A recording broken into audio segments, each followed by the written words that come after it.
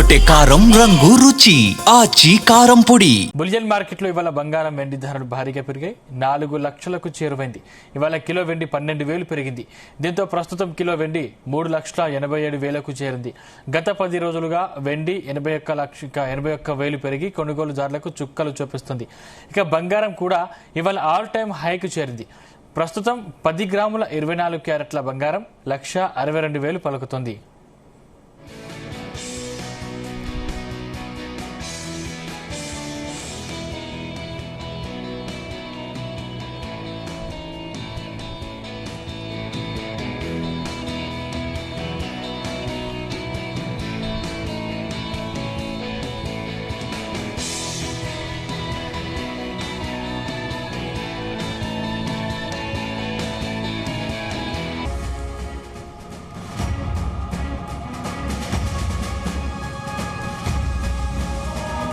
Bullion మార్కెట్లో ఇవాళ బంగారం వెండి ధరలు భారీగా పెరిగాయి. 4 లక్షలకు చేరువైంది. ఇవాళ కిలో వెండి 12,000 పెరిగింది. దీంతో ప్రస్తుతం కిలో వెండి 3,87,000కు చేరింది. గత 10 రోజులుగా వెండి 81,000 పెరిగి కొనుగోలుదారులకు చుక్కలు చూపిస్తుంది.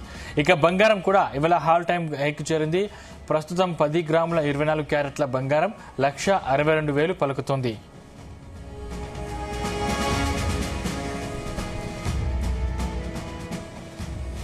మరిన్ని వివరాలు స్టాక్ మార్కెట్ ఎక్స్పర్ట్ జీవి సత్యనారాయణ గారిని అడిగి తెలుసుకుందాం. సత్యనారాయణ గారు,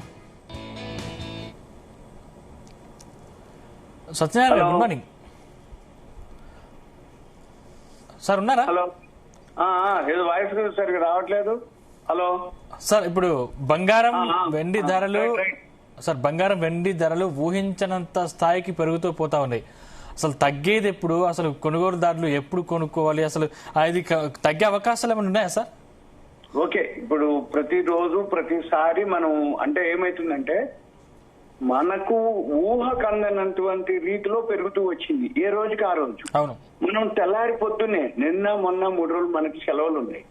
వరల్డ్ మార్కెట్ లో ఈ లోపల అంటే ఇంటర్నేషనల్ మార్కెట్ అనుకోండి, అమెరికాలో ట్రంప్ నిర్ణయాలు అనుకోండి, రోజు ఒక రీతిలో ఒక రోజు ఈ మధ్య కాలంలో ఒక్కరోజు ఆ దావోస్ సమావేశంలో ఆయన నేనేమి గ్రీన్ ల్యాండ్ మీద చేయను అన్నాడు. కథం తెల్లారి ఒక రోజు మాత్రం ఫాలో అయింది. మళ్ళీ తెల్లారి నుంచి మళ్ళీ మామూలు అయింది.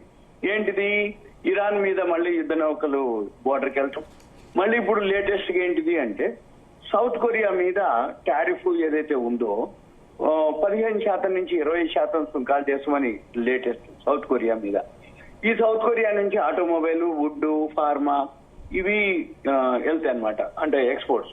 అవి ఇమీడియట్ అప్లికబుల్ అని చెప్పేసి అనౌన్స్ చేయటం సౌత్ కొరియా మీద. తర్వాత నిన్న కెనడా మీద ఎవరైతే అంటే కెనడా మీద కూడా ఇప్పుడు 100% సుంకం వేస్తుంది. అంటే వాళ్ళు చైనా తోటి ఉన్నారనమాట. అంటే ఏదైతే ఏ దేశంతో అంటే చైనాతో గాని లేకపోతే మన ఇండియాతో గాని రష్యాతో గాని ఇరాన్ తో గాని ఏవైతే దేశాలు ఉంటాయో ఆయనకి ఏదైతే అన్ఫేవర్ అనిపించిందో ఏమంటే దాని మీద ఉంటుంది అన్నట్టు. అనగానే ఇప్పుడు 2 రోజుల కింద కెనడా అనటం, మళ్ళీ ఇరాన్ మీద యుద్ధం రెడీగా ఉండటం, తర్వాత ఈ రోజు వచ్చి సౌత్ కొరియా మీద ఇలా అనటం, మళ్ళీ వీటన్నిటితోటి ఈ మళ్ళీ ఒకవేళ ఇరాన్ కనుక ఏదన్నా డిస్కషన్ కనుక చేస్తాము అని అంటే మేము రెడీ అని మళ్ళీ అనటం. అంటే ముందు సుంకాలు పెంచటం, ఈ ఎవరైతే ఏ దేశాలకు సపోర్ట్ చేస్తారో వాళ్ళ మీద అన్న తర్వాత మళ్ళీ కొన్ని అయితే February 1 నుంచి అంటారు, కొన్ని అయితేనో ఇమీడియట్ అప్లికబుల్ అంటారు. ఇప్పుడు సౌత్ కొరియాదైతే ఇమీడియట్ అప్లికబుల్ అన్నారు.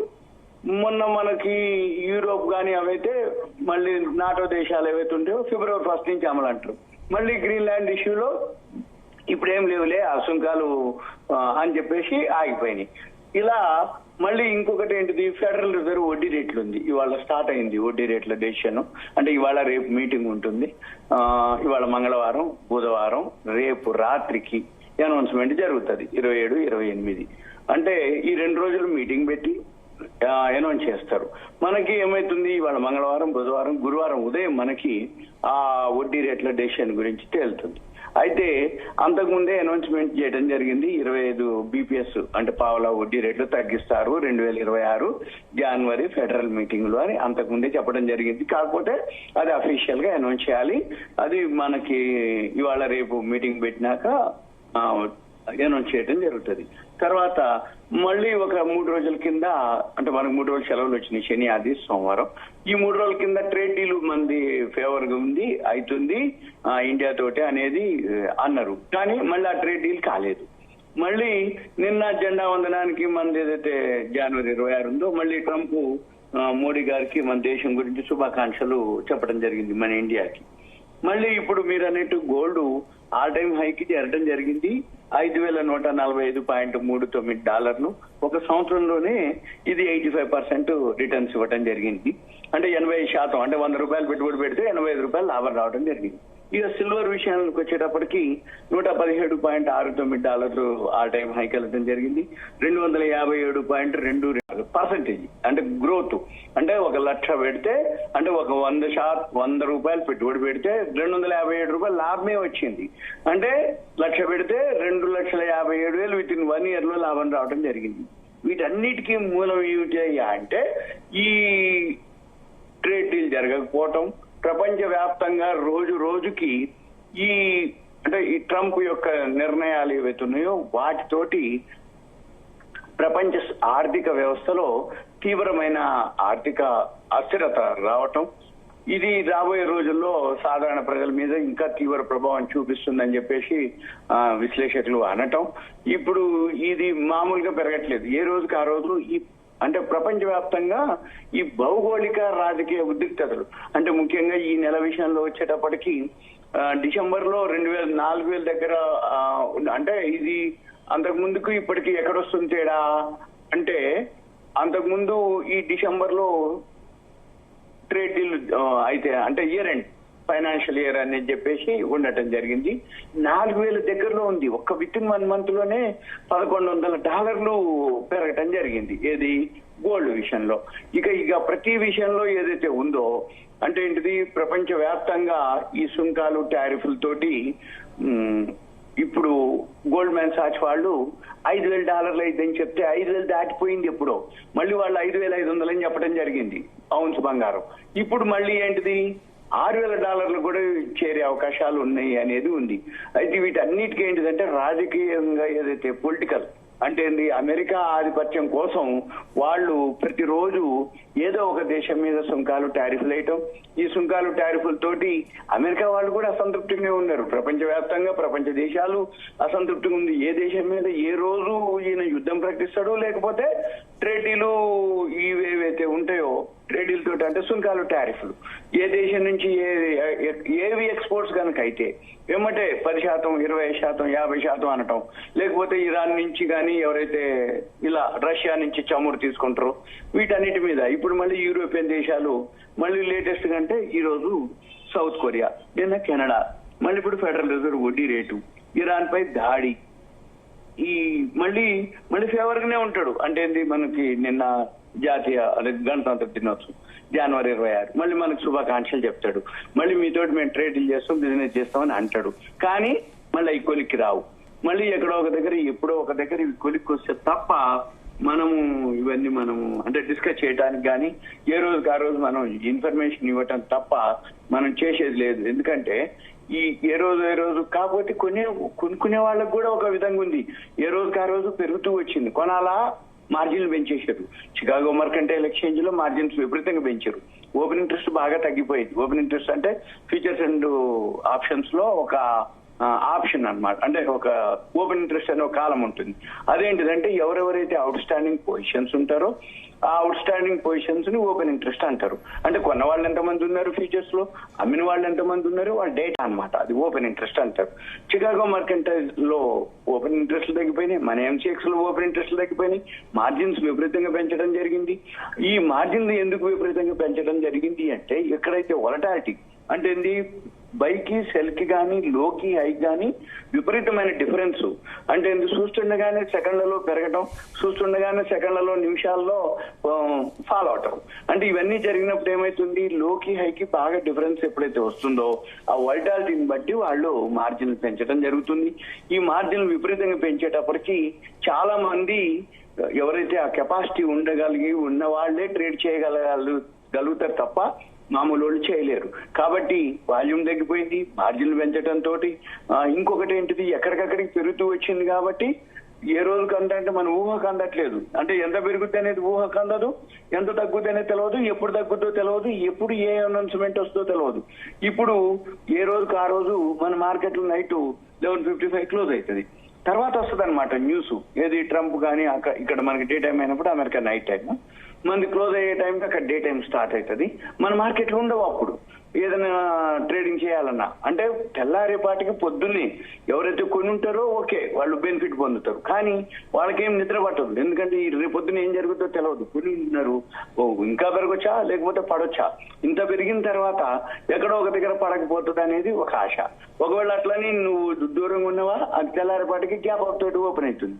అట్లని ఎవరైనా షార్ట్ చేసేదా, వాళ్ళ అకౌంట్ మార్నింగ్ 9కే వాష్ అవుట్ అయిపోతుంది. ఎందుకంటే మార్జిన్ షార్ట్ ఫాల్ వస్తుంది, మార్జిన్ షార్ట్ ఫాల్ రాగానే సిస్టమ్ తీసేస్తుంది.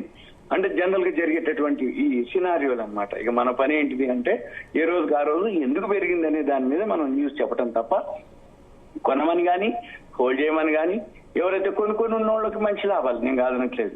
వాళ్ళు విలేజెస్ లో డిస్ట్రిక్ట్లలో ఇవన్నీ ఆలోచించరు. పెరుగుతుంది అందరు అంటున్నారు, ఫిజికల్ గా గోల్డ్ లోన్ బ్యాంక్ లో పెట్టుకొని గోల్డ్ లోన్ తీసుకోవటం, ఆ గోల్డ్ లోన్ మీద మళ్ళీ సిల్వర్ బార్లు కొనుక్కోవటం, మళ్ళీ అవసరమైతే సిల్వర్ బార్లని మళ్ళీ ప్లెడ్జ్ పెట్టడం, మళ్ళీ తనఖా పెట్టడం, మళ్ళీ లోన్ తీసుకోవటం, మళ్ళీ అదే చేస్తున్నారు.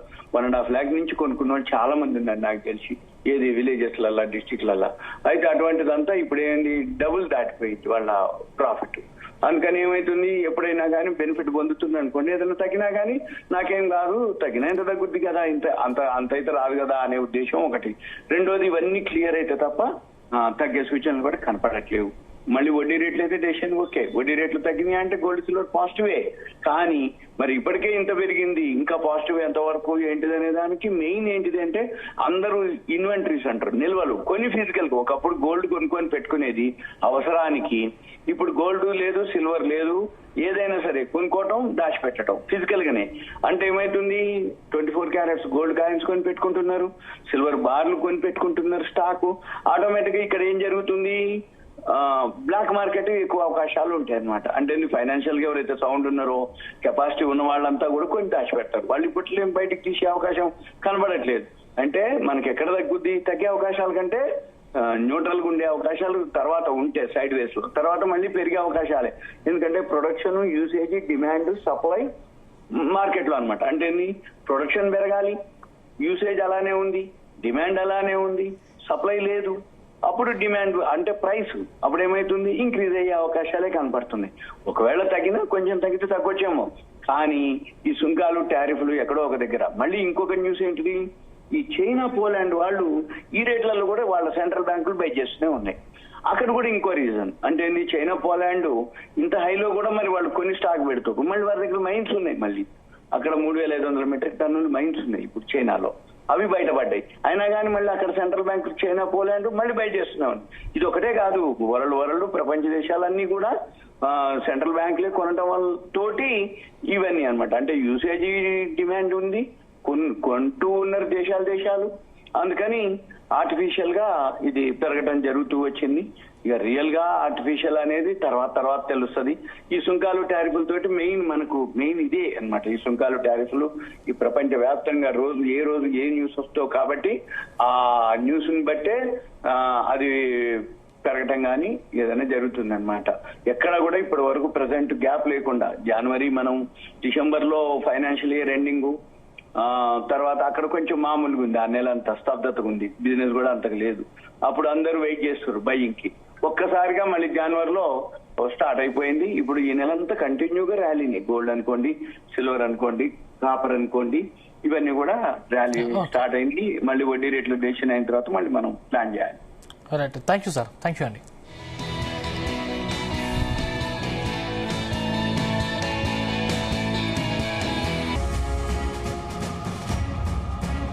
గుమగుమల వంటలే వంటలే తెరకొట్టే కారం రంగు రుచి ఆచి కారం పొడి.